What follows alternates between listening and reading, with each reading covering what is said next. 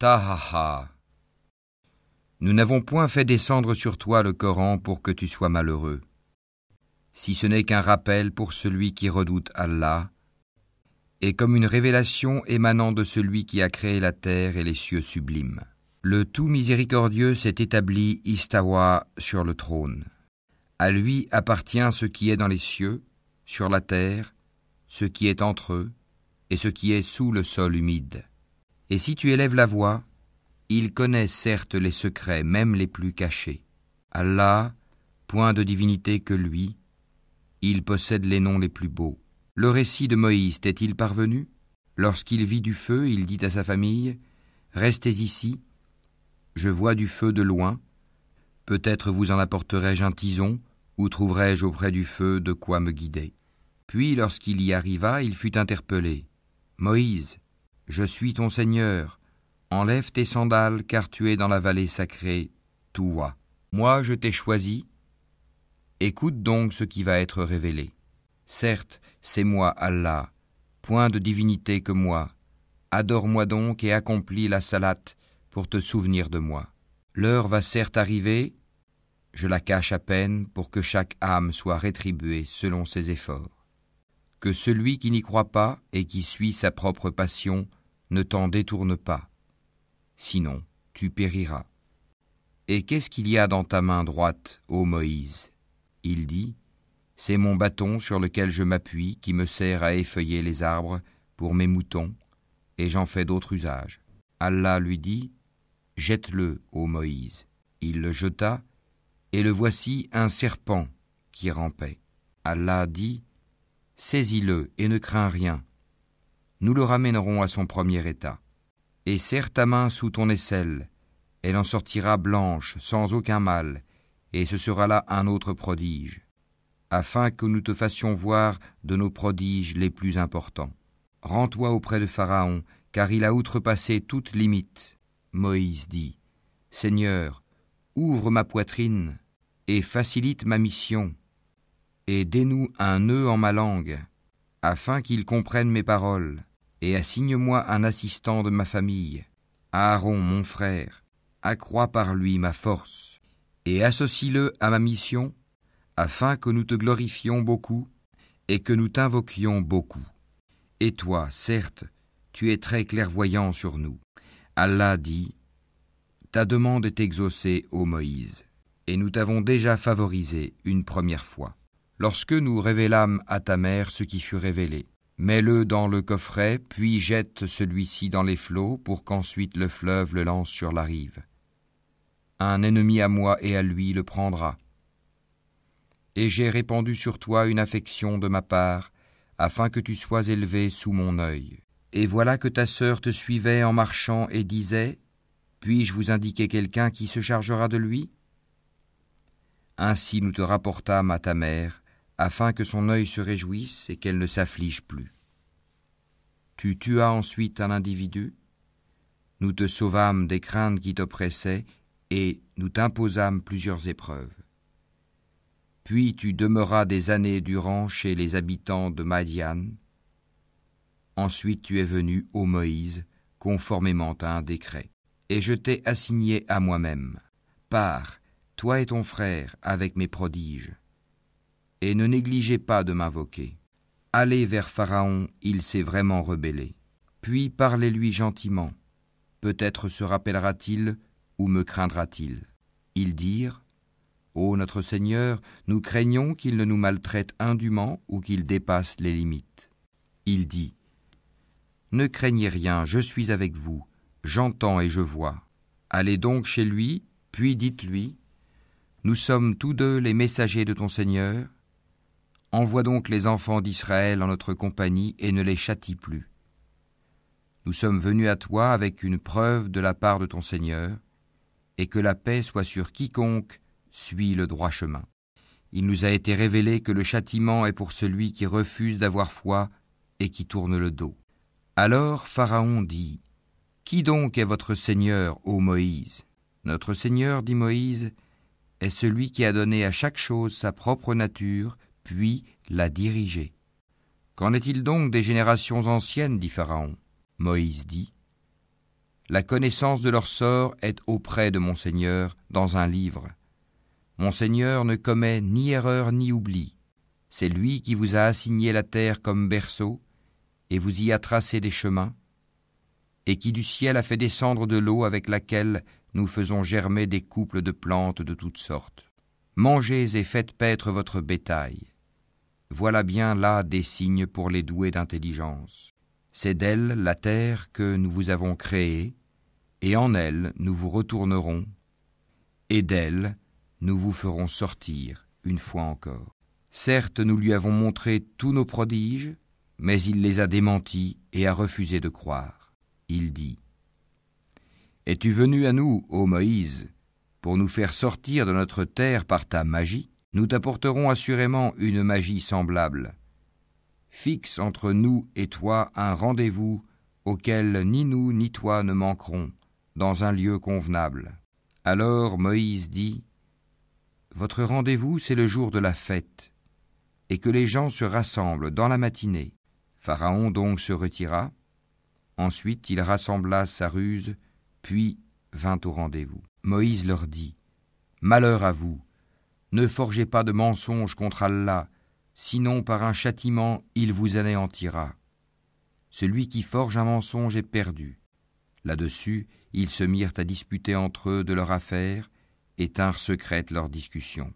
Ils dirent : Voici 2 magiciens qui par leur magie veulent vous faire abandonner votre terre et emporter votre doctrine idéale. Rassemblez donc votre ruse, puis venez en rang serré, et celui qui aura le dessus aujourd'hui aura réussi. Ils dirent : Ô Moïse, ou tu jettes le premier ton bâton, ou que nous soyons les premiers à jeter. Il dit : Jetez plutôt. Et voilà que leurs cordes et leurs bâtons lui parurent ramper par l'effet de leur magie. Moïse ressentit quelque peur en lui-même.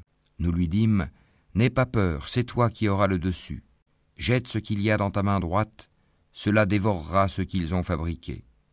Ce qu'ils ont fabriqué n'est qu'une ruse de magicien, et le magicien ne réussit pas, où qu'il soit. Les magiciens se jetèrent prosternés, disant : Nous avons foi en le Seigneur d'Aaron et de Moïse. Alors Pharaon dit : Avez-vous cru en lui avant que je ne vous y autorise ? C'est lui votre chef qui vous a enseigné la magie. Je vous ferai sûrement couper mains et jambes opposées, et vous ferai crucifier au tronc des palmiers, et vous saurez avec certitude qui de nous est plus fort en châtiment, et qui est le plus durable. Par celui qui nous a créés, dirent-ils, nous ne te préférerons jamais à ce qui nous est parvenu comme preuve évidente. Décrète donc ce que tu as à décréter, tes décrets ne touchent que cette présente vie. Nous croyons en notre Seigneur afin qu'il nous pardonne nos fautes ainsi que la magie à laquelle tu nous as contraints. Et Allah est meilleur et éternel. Quiconque vient en criminel à son Seigneur aura certes l'enfer où il ne meurt ni ne vit. Et quiconque vient auprès de lui en croyant, après avoir fait de bonnes œuvres, voilà donc ceux qui auront les plus hauts rangs. Les jardins du séjour éternel, sous lesquels coulent les ruisseaux, où ils demeureront éternellement, et voilà la récompense de ceux qui se purifient de la mécréance et des péchés. Nous révélâmes à Moïse : pars la nuit à la tête de mes serviteurs, puis trace-leur un passage à sec dans la mer, sans craindre une poursuite et sans éprouver aucune peur. Pharaon les poursuit avec ses armées, la mer les submergea bel et bien. Pharaon égara ainsi son peuple et ne le mit pas sur le droit chemin. Ô enfants d'Israël, nous vous avons déjà délivrés de votre ennemi, et nous vous avons donné rendez-vous sur le flanc droit du mont. Et nous avons fait descendre sur vous la manne et l'écaille. Mangez des bonnes choses que nous vous avons attribuées, et ne vous montrez pas ingrats, sinon ma colère s'abattra sur vous, et celui sur qui ma colère s'abat va sûrement vers l'abîme. Et je suis grand pardonneur à celui qui se repent, croit, fait bonne œuvre, puis se met sur le bon chemin. Pourquoi, Moïse, t'es-tu hâté de quitter ton peuple ? Ils sont là sur mes traces, dit Moïse, et je me suis hâté vers toi, Seigneur, afin que tu sois satisfait. Allah dit : Nous avons mis ton peuple à l'épreuve après ton départ, et le Samiri les a égarés. Moïse retourna donc vers son peuple, courroucé et chagriné. Il dit : Ô mon peuple, votre Seigneur ne vous a-t-il pas déjà fait une belle promesse ? L'alliance a-t-elle donc été trop longue pour vous ? Ou avez-vous désiré que la colère de votre Seigneur s'abatte sur vous pour avoir trahi votre engagement envers moi ? Ils dirent : Ce n'est pas de notre propre gré que nous avons manqué à notre engagement envers toi, mais nous fûmes chargés de fardeaux d'ornement du peuple de Pharaon. Nous les avons donc jetés sur le feu, tout comme le Samiri les a lancés. Puis il en a fait sortir pour eux un veau, un corps à mugissement, et ils ont dit : C'est votre divinité et la divinité de Moïse. Il a donc oublié. Quoi ? Ne voyait-il pas que le veau ne leur rendait aucune parole et qu'il ne possédait aucun moyen de leur nuire ou de leur faire du bien ? Certes, Aaron leur avait bien dit auparavant : Ô mon peuple, vous êtes tombés dans la tentation à cause du veau. Or c'est le tout miséricordieux qui est vraiment votre Seigneur. Suivez-moi donc et obéissez à mon commandement. Ils dirent : Nous continuerons à y être attachés jusqu'à ce que Moïse retourne vers nous. Alors Moïse dit : Qu'est-ce qui t'a empêché, Aaron, quand tu les as vus s'égarer, de me suivre ? As-tu donc désobéi à mon commandement ? Aaron dit : Ô fils de ma mère, ne me prends ni par la barbe ni par la tête. Je craignais que tu ne dises : Tu as divisé les enfants d'Israël et tu n'as pas observé mes ordres. Alors Moïse dit : Quel a été ton dessein, ô Samiri ? Il dit : J'ai vu ce qu'ils n'ont pas vu. J'ai donc pris une poignée de la trace de l'envoyé, puis je l'ai lancé. Voilà ce que mon âme m'a suggéré. Va-t'en, dit Moïse. Dans la vie, tu auras à dire à tout le monde : Ne me touchez pas. Et il y aura pour toi un rendez-vous que tu ne pourras manquer. Regarde ta divinité que tu as adorée avec assiduité. Nous la brûlerons, certes, et ensuite nous disperserons sa cendre dans les flots. En vérité, votre seul Dieu est Allah, en dehors de qui il n'y a point de divinité. De sa science, il embrasse tout. C'est ainsi que nous te racontons les récits de ce qui s'est passé. C'est bien un rappel de notre part que nous t'avons apporté. Quiconque s'en détourne de ce Coran portera au jour de la résurrection un fardeau. Ils resteront éternellement dans cet état, et quel mauvais fardeau pour eux au jour de la résurrection. Le jour où l'on soufflera dans la trompe, ce jour-là, nous rassemblerons les criminels tout bleus de peur. Ils chuchoteront entre eux : Vous n'êtes restés là que 10 jours ? Nous connaissons parfaitement ce qu'ils diront lorsque l'un d'entre eux, dont la conduite est exemplaire, dira : Vous n'êtes restés qu'1 jour. Et ils t'interrogent au sujet des montagnes. Dis : Mon Seigneur les dispersera comme la poussière, et les laissera comme une plaine dénudée, dans laquelle tu ne verras ni tortuosité ni dépression. Ce jour-là, ils suivront le convocateur sans tortuosité, et les voix baisseront devant le tout miséricordieux. Tu n'entendras alors qu'un chuchotement. Ce jour-là, l'intercession ne profitera qu'à celui auquel le tout miséricordieux aura donné sa permission et dont il agréera la parole. Il connaît ce qui est devant eux et ce qui est derrière eux, alors qu'eux-mêmes ne le cernent pas de leur science. Et les visages s'humilieront devant le vivant, celui qui subsiste par lui-même, Al-Qayyum, et malheureux sera celui qui se présentera devant lui, chargé d'une iniquité. Et quiconque aura fait de bonnes œuvres, tout en étant croyant, ne craindra ni injustice ni oppression.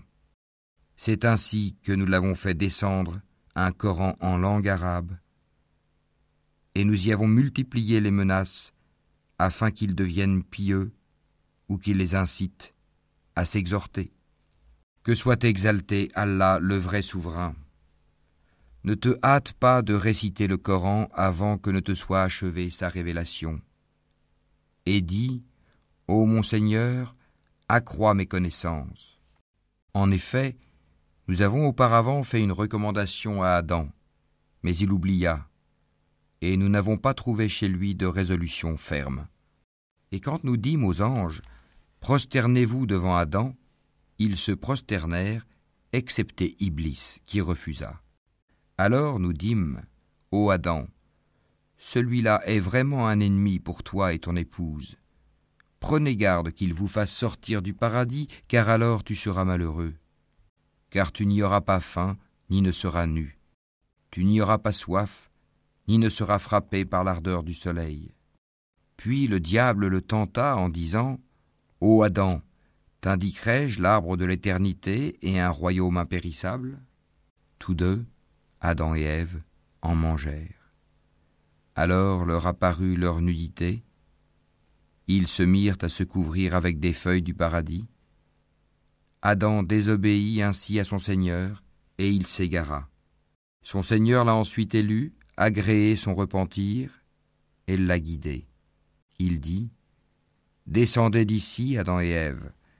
Vous serez tous, avec vos descendants, ennemis les uns des autres. Puis, si jamais un guide vous vient de ma part, quiconque suit mon guide ne s'égarera ni ne sera malheureux.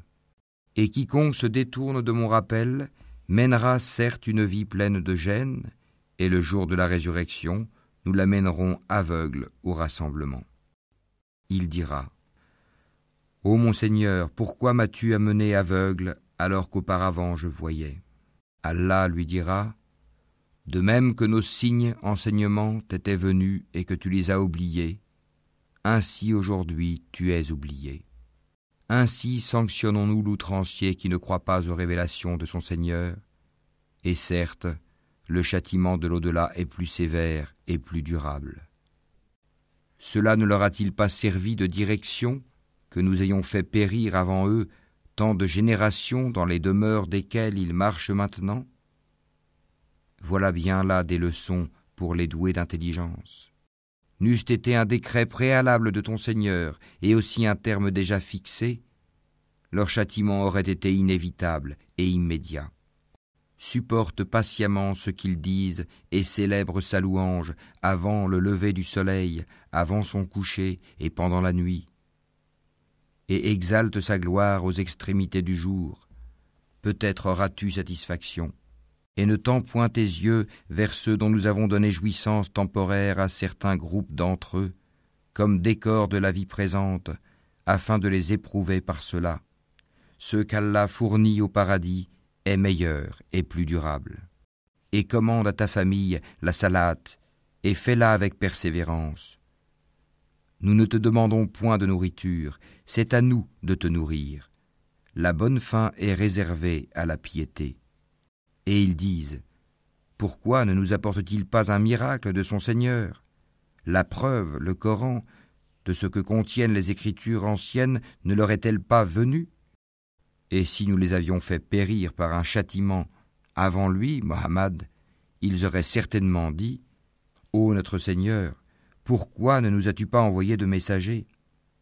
Nous aurions alors suivi tes enseignements avant d'avoir été humiliés et jetés dans l'ignominie.